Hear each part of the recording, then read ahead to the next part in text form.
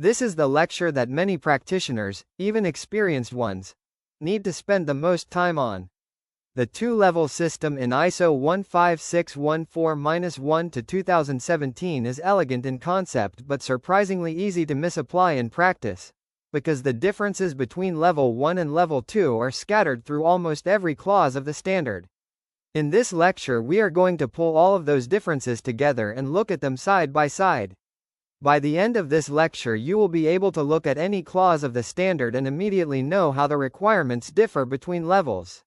More importantly, you will be able to look at a contract, understand which level applies, and know exactly what that means for your testing program. The 2017 revision introduced Level 1 specifically to facilitate projects where both European and American standards apply. ASME Section X is the dominant welding qualification standard in the United States and in much of the international oil and gas industry. By aligning Level 1 with ASME, the standard allows manufacturers to qualify once and demonstrate compliance with both frameworks. Level 2 preserves the traditional European approach with its more comprehensive testing and narrower qualification ranges. It provides greater confidence in the procedure's performance across the range of variables that might be encountered in production. Now we will comparing Level 1 and Level 2, clause by clause. Test piece for branch connections, Clause 6.2.5.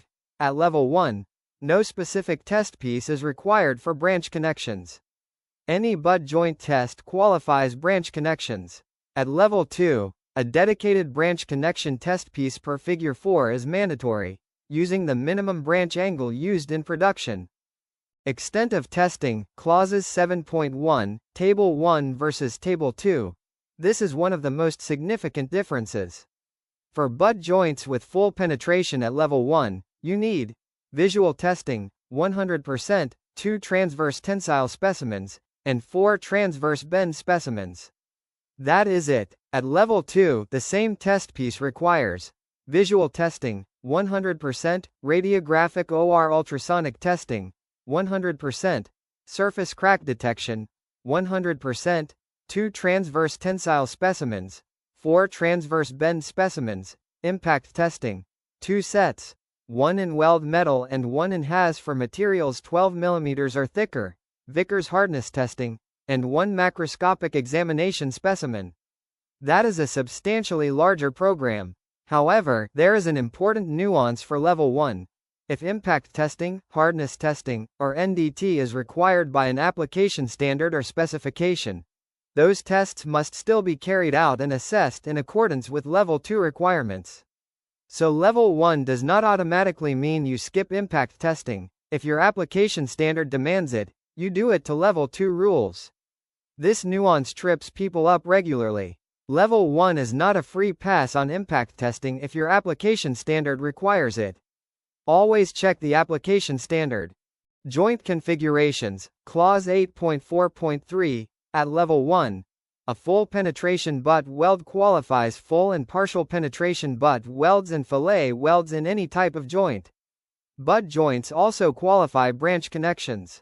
Fillet welds only qualify fillet welding.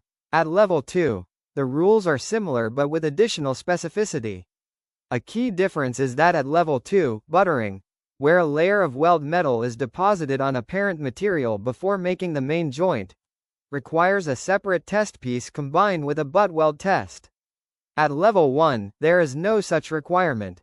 At Level 2, fillet weld tests are specifically required where T-joints are performed by fillet welds or partial penetration butt welds that form the predominant connection type in the fabrication. Next, diameter of pipes, Clause 8.3.3. At Level 1, the outside diameter of a pipe is not an essential variable at all. Any product form, plate, pipe, forging, or casting, qualifies all product forms. A test on 50 mm pipe qualifies for use on any pipe diameter. At Level 2, diameter is an essential variable. A test on outside diameter D qualifies down to a minimum of 0.5 D. So if you test on a 100 mm outside diameter pipe, you are qualified for pipe diameters of 50 mm and above.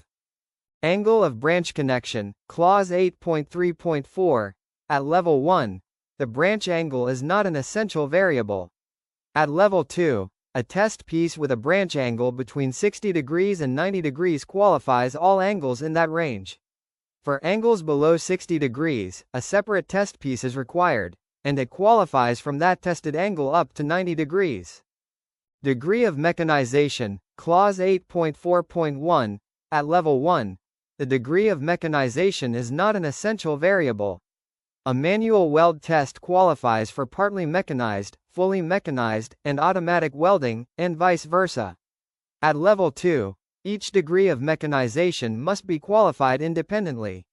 Manual, partly mechanized, fully mechanized, and automatic are 4 separate essential variables. If you qualify a manual procedure, that does not qualify you for automatic welding at level 2. Multi-process procedures, Clause 8.4.1, at level 1. Where more than one process or consumable is used in a single test piece, each process and consumable may subsequently be used individually or in different combinations, provided the variables for each are addressed in the pWPS and the thickness limits are respected. At level 2, when a test piece is welded with more than one process, the procedure is valid only for that specific sequence of processes. Test specimens must include deposited material from each welding process used. If a single process from a multi-process qualification is then used alone in production, it must be tested individually. Post-heating for hydrogen release, Clause 8.4.10, at level 1. Post-heating for hydrogen release is not an essential variable. You may add or remove it without requalification. At level 2, the temperature and duration of post-heating cannot be reduced, and post-heating cannot be omitted. However, post-heating may be added. Going from no post-heating to using it does not require requalification. Interpass temperature, Clause 8.4.9, at level 1.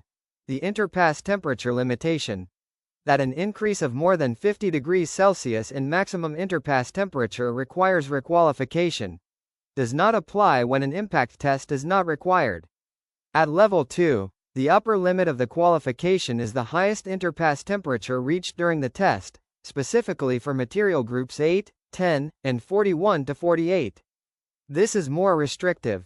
Submerged arc welding, flux, Clause 8.5.1, at level 1.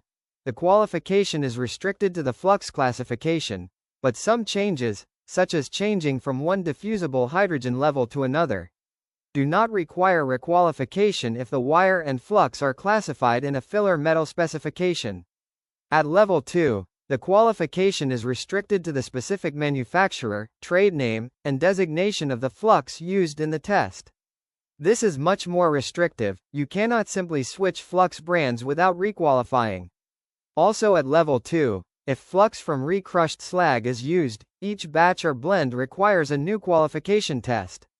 At level 1, each batch or blend must be tested against the filler metal specification requirements, but this is less onerous. GMAW transfer mode, Clause 8.5.2, at level 2, waveform controlled welding introduces additional requirements. The power source manufacturer and waveform control mode must be recorded on the WPQR, and a change from one manufacturer to another or a change in waveform control mode requires a new qualification test. These additional level 2 requirements do not appear in level 1. How to determine which level applies?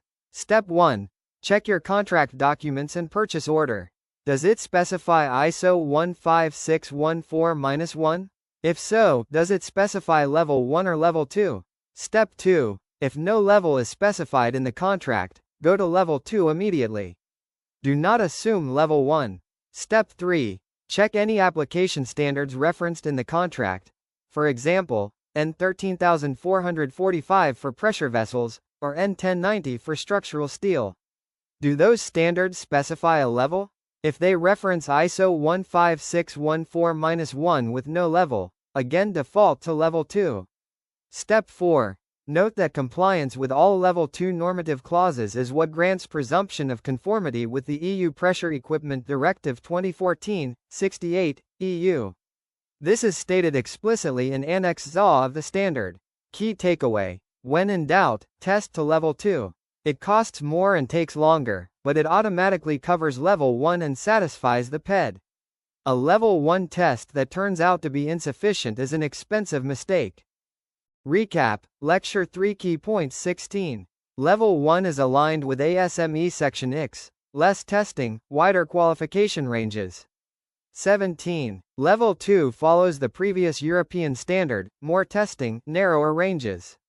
18. Level 2 passes automatically qualify Level 1, but not the reverse. 19. Default when no level is stated, Level 2 applies. 20. Key Level 2 extras. NDT, RT or UT, surface crack detection, impact testing, hardness, macro, all mandatory for butt joints. 21. Level 1 NDT exemption is overridden if required by an application standard. 22. Pipe diameter, branch angle, and degree of mechanization are essential variables at Level 2 but not at Level 1. 23. Level 2 flux restrictions go to manufacturer tradename level, much tighter than Level 1. 24. EU PED compliance requires Level. Now let's go to quiz, Lecture 3. Question 1. At Level 2, a procedure test on a pipe of outside diameter 200 mm qualifies welding on pipes of outside diameter. Question 2. At Level 1, a manual welding procedure test qualifies which degrees of mechanization? Question 3. At Level 2, re-crushed slag flux in submerged arc welding requires